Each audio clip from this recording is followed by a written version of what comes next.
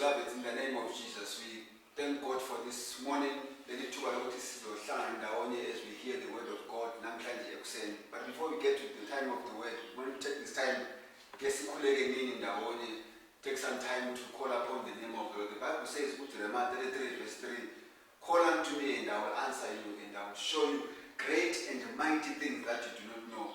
uNkulunkulu uyasimisela ukuthi simbize, uNkulunkulu uyasimisela ukuthi size kuye simbize yena, and ngasimbiza he's going to answer us. He's giving us a promise that he will answer us and he will show us great and mighty things that we do not know. Even as we begin our time of prayer, even as we get to this month of June as a church, we are looking at empowered worldview. Siyafuna uNkulunkulu asiphakamise even sikwazi ukuphumelela kahle sibe nemisebenzi kanye namabhizimusi sikhule emnothweni ukuze sikwazi ukuphakamisa umsebenzi kaNkulunkulu and be able to give in the house of God. So we want to take some time to pray uNkulunkulu that you will open our eyes, that we may be able to see opportunities, that we will be able to hear his word.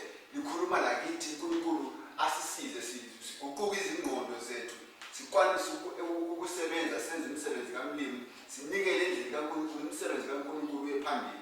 We want to praise him for the ministers who are going to be ministering the word of God for us, to us even during this month of June. Will use them mightily and empower us to be able to prosper. Deuteronomy 8:18, it is he who gives us the power to make wealth. So even this time I want to invite you, Micaiah. Let's take some time to pray, even concerning things that I've just mentioned to you now. Let's just take some time to pray. Father, in the name of Jesus, this morning we want to thank you for the privilege that we have. God Almighty knows that if we will call upon you, you will answer us and you will show us great and mighty things that we do not know. My God, today we come together in unity, oh God Almighty, in spirit, calling upon your name. My God, this is when you are my God, one confidence that we have when we come before you, that my God, when we call upon you, you always answer us. My God, we join together, my God, calling upon you, that every Father, as we learn even this month, God, June, as we are entering into the month of June, my God, we realize that every Father, we need God, we need to be empowered, we need to rise as your people, because you have given us the power even to make all circumstances around us sometimes hold us back. Sometimes we try and we fail and we feel like we cannot be able to make it again. We pray, my God, even during this month, that even as we receive teachings, my God, from your word, oh God, as your servants speak to us, we pray, God Almighty, that my Father, our eyes will be opened, that my God will be enlightened to the truth of your word. In the name of Jesus, my God, we pray that Heavenly Father, you will speak to us, oh God Almighty, that we may hear you as you speak to us. I remember, my God, in the Bible says, one time Peter, when he was preaching, the people, they were pricked into their hearts and they asked themselves, what should we do about this? My God, we pray that, my God, your word will be spoken to us and we'll get to the point whereby we will ask ourselves, what should we do about this? My God, I pray a word that is going to be spoken to our lives, a word that is going to minister to our hearts, and we will be brought to a point whereby we say, what should we do about this? Because God will have spoken to us. We pray that, my God, your voice will be heard even as your servants speak. Anoint them, oh God Almighty, with the Holy Ghost and with power, that they will do your work with great grace, oh God Almighty. We will pray for your servant, and I'm trying to put this to it, my God, even as he shares the word of God. We pray that, my Heavenly Father, you will embrace him with grace, oh God, you will overshadow him with power from on high, that you will deliver the word of God with great boldness, oh God, and courage. I pray, Heavenly Father, that you will use him to touch our hearts and touch our lives, oh God Almighty, in this day and this time, in this environment that we are living in. We pray. Amen. Even as we are about to get to the word, I want us to pray as well when we are aware where we are living today. Since the COVID-19, and we are aware of how it's affecting us. Citizens in Zimbabwe, even all around the world, is affected by this COVID-19. Let's call again upon our God. He says, call unto me, and I will answer you, and I will show you great and mighty. Let's get it. uNkulunkulu angasibonisa zona ungasimambiza ke simbize uNkulunkulu concerning come through for us. Father, we pray even this morning, today.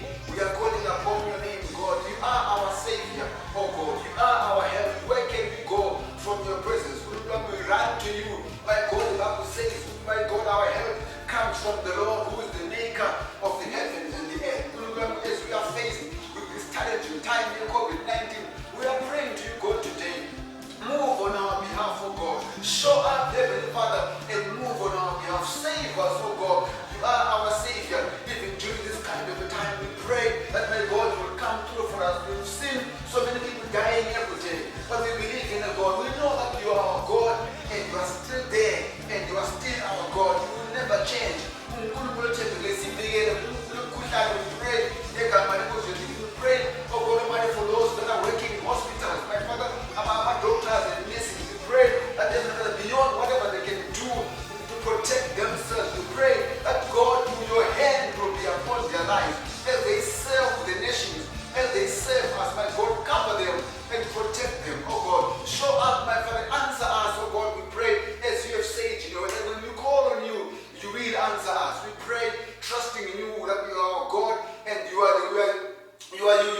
our Savior. You are our refuge. My God, the Bible says the name of the Lord is a strong tower. The righteous run to it and they are safe. In you, oh God, we know that we are safe. We pray this morning. We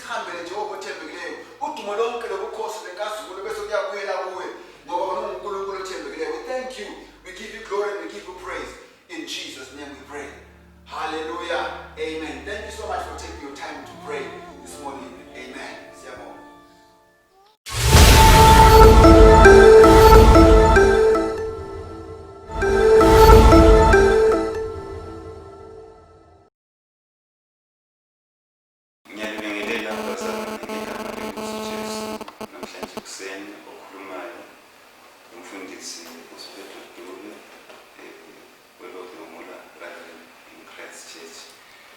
kulenyanga sikhangela ngokupha kwasekuqaleni uNkulunkulu kayigodlanga indodana yakhe uJesu ukuthi izelwe yodwa ibuye emhlabeni izosifela ilungise ubudlelwano obusokuqhamukile phakathi kwethu labantu.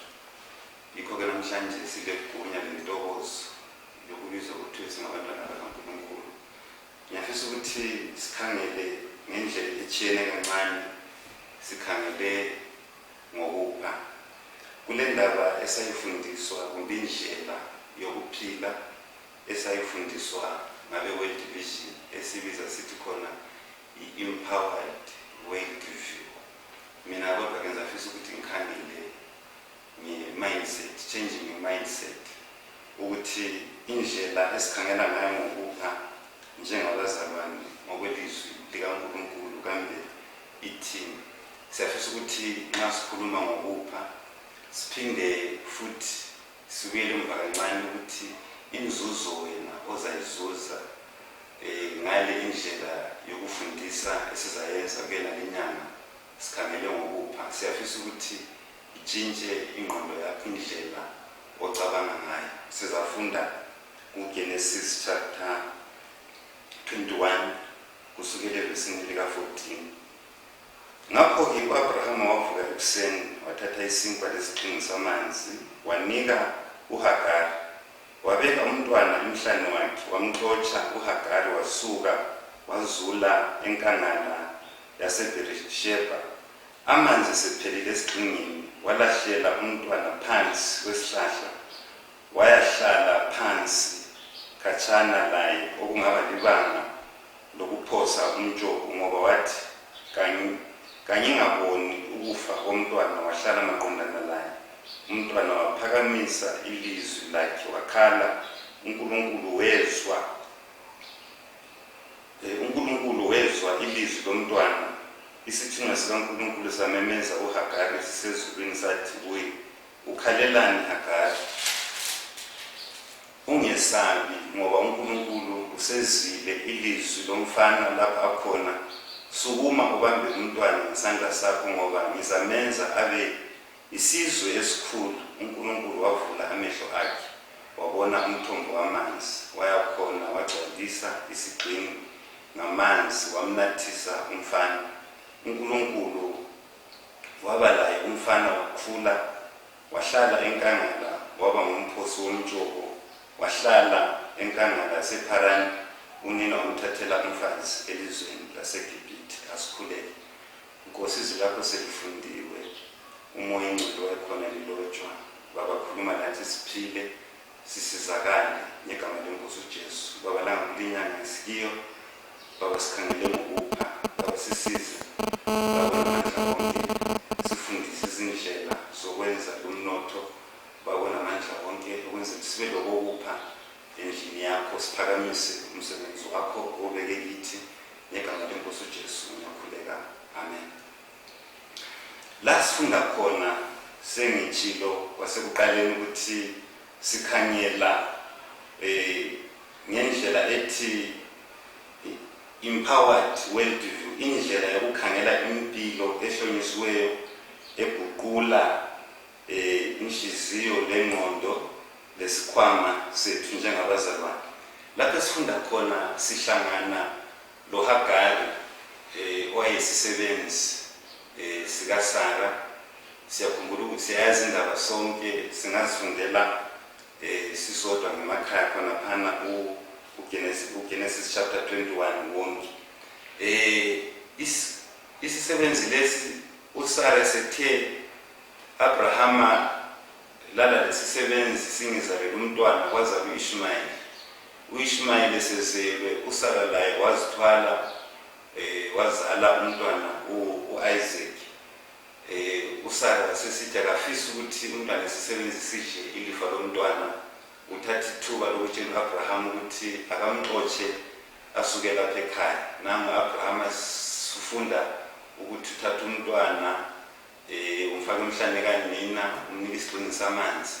Bahamba bangena inkangala, sebephambili amanzi aphela.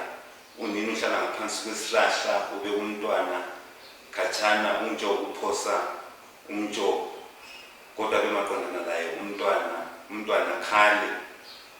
Unina umhluphe, ilizwi vele ezulwini ukuthi lo mfana ngizamenza abe isizwe esikhulu, uNkulunkulu okhulumayo.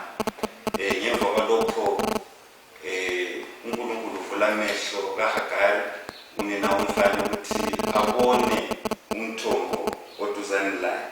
Kuyini ngifisa ukukhuluma ngakho? Ngiyafisa ukuthi ekuphileni kwethu indlela yokwenza, siyafisa ukuthi uNkulunkulu asivule amehlo njengalokho akwenza uHagari.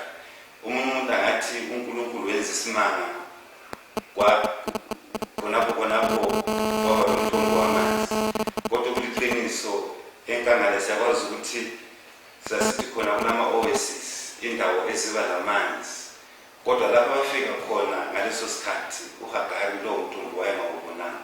Kodwa uNkulunkulu esekhuluma laye, evuleka amehlo, ekhangela ngakwelinye icele, wabona amanzi. Sivuleka amehlo bazalwane, sifisa ukuthi sibone okungasiphilisa lezi muli zethu, njalo sibe lakho esizakuya lakho endlini kaNkulunkulu sizonikela. Ngiyafisa ukuthi sitshintshe indlela yokucabanga, indlela ozathatha ngayo izinqumo zokwenza linzuzo njengomntwana kaNkulunkulu. Kulicebo likaNkulunkulu vele ukuthi naseselapha emhlabeni isikhathi esiningi njengabazalwane la njengebandla sikhangelelwa phansi, kuthiwe singabantu bokuswela, singabantu abahluphekayo. Kodwa uthi ngikutshele mntakababa ukuthi ungakhangela lama-NGOs amaningi phakathi kwethu. Isikhathi esiningi indlela abasifundisa ngayo, abanye babo abasifundisi indlela yokuthi sizibambele inhlanzi, kodwa bona bahlala bebuya lenhlanzi. Uyazibuza ukuthi bangahamba ngokuphela abanye, sifundisa ukuhlala siphiwe inhlanzi, asoze sife na. Ngiyanxusa ukuthi kasingabi lalo umkhuba wokufuna ukuhlala sisithi sizaphiwa. Ngiyazwisisa isigaba esikizo, kuhle sisizwe, kodwa-ke mina ngiyanxusa ukuthi asicabange nini ngezindlela engingatsho ukuthi breaking the dependence syndrome kithi njengabazalwane umthombo kaHagari wahlala ukhona lo mfana siyatshela ukuthi umfana baba la inkangala wakhula waze wathatha impilo yethu silapha emhlabeni kumele iphelele kwezikamoya la kuzinsolo zethu zansuku zonke. Impilo yasedolobheni isivala amehlo ngenxa yokuthi indlela esifundiswe ngayo ezikolo zethu. Ngiyabuyela futhi njalo ukuthi sike sakhuluma mhla ka-1 May sizisebenza ukuthi indlela esifundiswe ngayo layo ile impact kumbe lokwenza la ngendlela esiphila ngayo. In cities we've been made to be consumers, not producers. Ake sikhangela nje kafitshane statistics nxa singasenza sikhona lapha ngalesi sikhathi. Suppose koBulawayo singaba ngu-1 million. Sithi nxa kunormal abantu bayadla kathathu ngelanga, badla ekuseni, badla emini, badla ntambama. Nxa sikuthamuza khonokho ukuthi 1 million times 3, it is around 3 million meals a day. Umbuzo engilawo ukuthi kukhona lokho abakudlayo kambe kuphi okwakho abakudlayo. Lapha ngizama nje ukubisa umcabango ukuthi nxa usenza ucabanga ukwenza inotho la ngenzuzo yakho sebenzisa lezi zinombolo ukuthi utshintshe indlela ocabanga ngayo. Amakhiwa basifuthelele emadolobheni bona baye emapulazini ba-producer thina saba ngama-consumers. Ngiyakumusa-ke mntakababa siqhubeka ukuthi uDeuteronomy 8 verse 18 ikhuluma ngokuthi uNkulunkulu usinikeza amandla ukuthi senze inzuzo. UDeuteronomy 16 verse 16 ukhuluma khona ngokuthi ngomnyaka nxa abantu bezeza phambi kaNkulunkulu ababuye njengamadoda bengalengisani izandla kodwa belento yokupha. Ngaphezulu ngalo ku-8 verse 18 uNkulunkulu osinikeza amandla ukuthi sizuze senze leyo nzuzo. Wena endaweni yakho okhona ngaso sonke isikhathi kambe kuphi olapho okwenzayo ukukunika inzuzo lemuli yakho okuza kunika inzuzo futhi ukuthi ubuye uzonikela endlini kaNkulunkulu. Omunye umuntu angathi mfundisi ngiyabuza ukuthi uthini, mfundisi ngiyabuza ukuthi engxenye umumo wami kawuzwisisi. Ake sikhangeleni ispider senza ubulembu endlini. Ake mbuza ukuthi ubulembu bakhona sikuthatha ngaphi. Siyasithi khona mina ngifuna istarter, ngifuna ukuphiwa iloni, laba amabhenki laba sebesithi collateral khona lapha. Kuyini ukutshoyo ukuthi isahobe sithatha lobo bulembu kusukela ngaphakathi kwaso. Akusikuthatha kwenye ndawo, sisebenzisa lokho sona esilapho. Ngiyakhuthaza abazalwane ukuthi vula amehlo akho, look around in your house. What is it that you can turn into gold? And then ususiba le mali yokuthi ube lento ozayiqalisa. Ngikhuthaza ukuthi kumele abantu bacabange batshintshe indlela zokucabanga ukuze benelise ukuziphilisa. Akula muntu kulomhlaba esikiyo ongatshintsha umumo wakho ngaphandle kokuthi wena kube ngosukumayo uzitshele ukuthi I want to change my situation. Akula ndlela yokwenza imali masinyane quick rich solutions ezingaba khona kwesinye isikhathi umhlaba ongasifundisa zona. KoBulawayo lapho sikisaba le ndoda engafihlwayo ngoba kwaphuma la kumaphephandaba ugozini safika abanye bethu safaka izimali ukuthi zisale masinyane sizuze imali. Kodwa-ke ngenxa yokuthi indlela okwakumiswe ngayo kwehluleka to stand the test of the time kwa-collapse izinto, abanye bavalela izimali phakathi. Ake siqhubeke siye phambili. Ngiyafisa ukuthi sizwisise ukuthi thina njengabantu singajayela indlela yokwenza ulutho kungani kuba nzima ukuthi siguquke siqalise izindlela ezintsha. Abanye abantu sihlupha ngokuthi ngingaqalisa uhluleke, mina ngithi ungaqalisa uphumelele. Angazi sihamba sonke.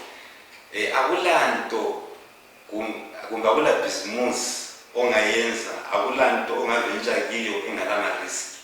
So kasingesabi bazalwane ukuthatha ama risk okwenzela ukuthi senelise ukuphila sisesekulomhlaba singakayi ezulwini. Khona vele sikhulumela ukuthi umgwaqo ezulwini silahleka kakhulu ngepolitics of the stomach, ukuthi singaswela empilweni sicabanga ngezinye indlela uNkulunkulu angathokozi ngazo.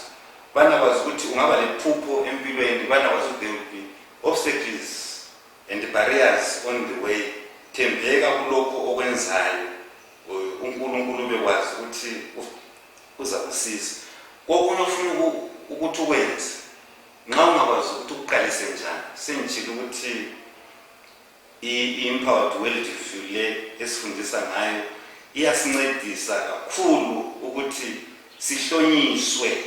Zuza ukuhlonyiswa, uvuleke amehlo okwenzela ukuthi lokho zakukwenza ukwenze ngokungcithi labantu bathokozelele lokho zakukwenza. Kanti asingeke yini kempo ngifaka umzekeliso wokuthi sibe ngama-groups abantu ababili, abathathu, abahlanu, sibe le ndawo esingayirenta senze i-farming engxenye. Lokho ngikhulumela ukuthi let's move from our comfortable zones kube lento esiyenza. Let's create our own wealth. Bathandekayo bami, siqalise ngokuncane sikhula sisiya phezulu. Abanye bakuma-groups abakiwo bayachayelana ama-grocery, abanye bayachayelana bethengelana inkomo, abanye bathengelana izimbuzi. Impilo iyaqhubeka, kuyatshengisa ukuthi kabafisi ukuthi basuthise ngalokho abayikho khona. Lezi zindlela zokuxotsha ubuyana ezimulini, ake sizitshele ukuthi ngizasukuma ngenze ulutho njengomntwana kaNkulunkulu. UDeuteronomy 28:12 futhi khona uNkulunkulu uza kubusisa imisebenzi yezandla zethu.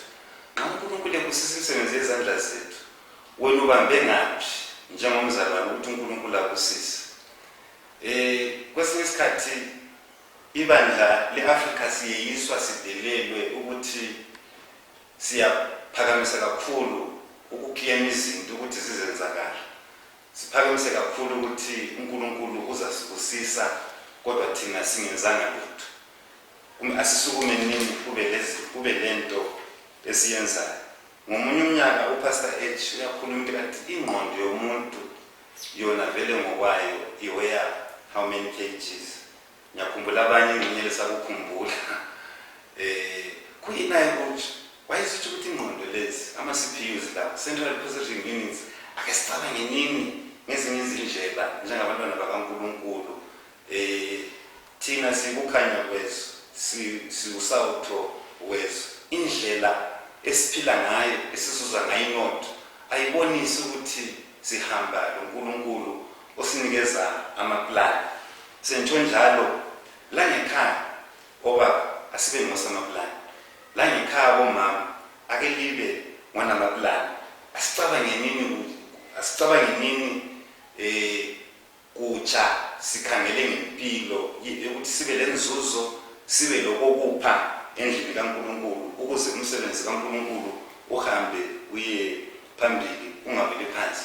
Kanti uProverbs 31 umama lo mangalisayo kuthiwa uvuka kusesemnyama, zibalele ngivumele ngingabali, kodwa uvuka kusesemnyama. Okwesibili kuthiwa akacithi isibane sakhe ebusuku. Ngunamaplani lo engifuna ngayo. Ake ngibuza ukuthi nxa wena ungacithi isibane sakho uyakusenza. Abanye kabacithi izibane zabo babhizi bebukela iTV celebrating other people while they are making money. And who is celebrating you in the area of making wealth?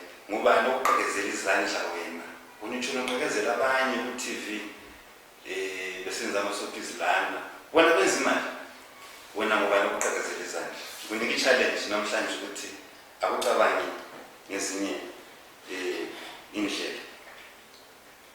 Umpostoli Paul abesekhuluma ukuthi amavila makangashi abanye abantu imbali yabo uzathiwa wazala wafa imbali embi leyo bazalwane. Namhlanje ungaza kuthatha isinqumo la ukuthi I just want to stand up and do something, I just want to be counted. Kwabanye abantu abasukuma benze izinto empilweni ukuze siqhubekele phambili indlela yokulwisa ukuswela ukuze umngane wethu wasekitchen ungasweli isinkwa nsansuku zonke. Kuyisifiso sami mina ukuthi ungasweli futhi kungabe kunengi kakhulu njengoba uDavid esithi inkosi ngingaswela ngizakulibala, ungaba kunengi ngizakusola, ungaba kunengi kakhulu futhi lapho mhlawumbe ngisuke ukukhoneni bakho. Awungabi ngapha kuma extremes omabili nxa ungavuma bana phakathi laphakathi ukuze imuli yakho iphile ube lokupha endlini yenkosi. Sengcina bathandekayo nyanyosa mina abazalwane ukuthi ake sitshintsheni indlela zokucabanga, asikhulekele ukuthi uNkulunkulu asivule amehlo sibone ukuthi yikuphi ekuphileni kwethu kansuku zonke okungasinikeza inzuzo yokuthi sibuye sizonikela endlini kaNkulunkulu. uNkulunkulu alibusise alenzele kahle.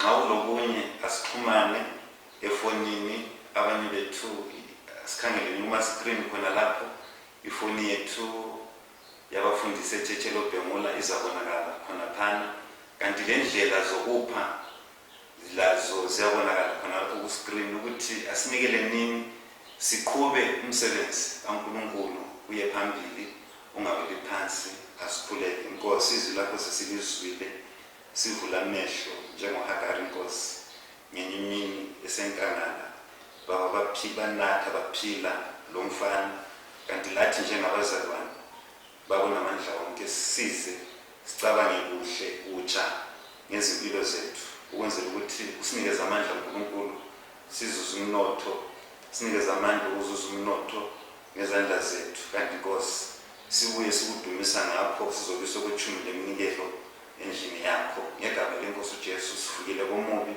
ngaso sonke isikhathi, uMoya Ingcwele uqhubeka ukukhuluma lezi impilo zethu njengabantwana bakho, siphile inhlambuluko, siphile ukukuthokozisa ngaso sonke isikhathi. Babona amandla wonke sibusise senzele kahle, babona amandla wonke lanjengebandla lakho ngegama lenkosi uJesu yakhuleka. Amen.